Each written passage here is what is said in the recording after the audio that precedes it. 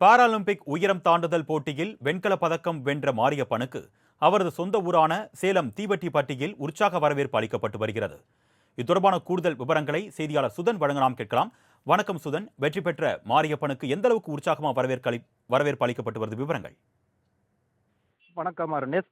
பாரிஸில் நடைபெற்ற 17வது பாராலிம்பிக் போட்டியில் சேலம் மாவட்டம் காடையாம்பட்டி அருகே உள்ள பெரிய வடங்கம்பட்டி பகுதியைச் சேர்ந்த தங்கமகன் மாரியப்பன் உயரம் தாண்டுதலில் 1.85 மீட்டர் உயரம் தாண்டி வெண்கல பதக்கம் வென்றார். இதையடுத்து தற்போது சொந்த ஊருக்கு திரும்பிய தங்கமகன் மாரியப்பனுக்கு சேலம் மாவட்ட நிர்வாகம் சார்பில் மாவட்ட எல்லையான தீவட்டிப்பட்டி பகுதியில் வைத்து உற்சாக வரவேற்பானது அளிக்கப்பட்டு வருகிறது.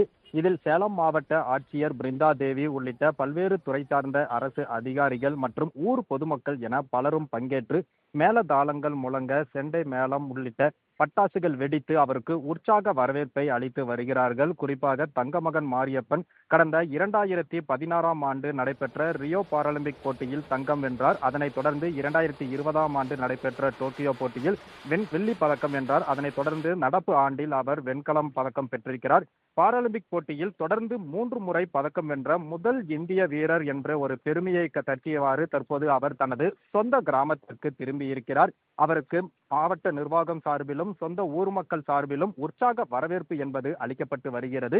குறிப்பாக மாவட்ட எல்லையான தீவட்டிப்பட்டி பகுதியிலிருந்து அவரது இல்லம் வரை அவருக்கு உற்சாக வரவேற்பு அளிப்பதற்கான ஏற்பாடுகள் செய்யப்பட்டிருக்கிறது.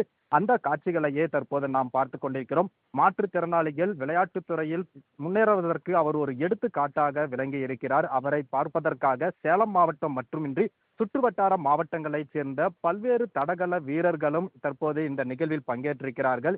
தொடர்ந்து அவருக்கு பல்வேறு இந்த பட்டாசுகள் வெடித்தும் மேளதாளங்கள் முழங்கவும் அவருக்கு அந்த வெகு விமரிசையாக இந்த வரவேற்பு என்பது வழங்கப்பட்டு வருகிறது. அருணேஷ், கூடுதல் விவரங்களுக்கு நன்றி சுதன்.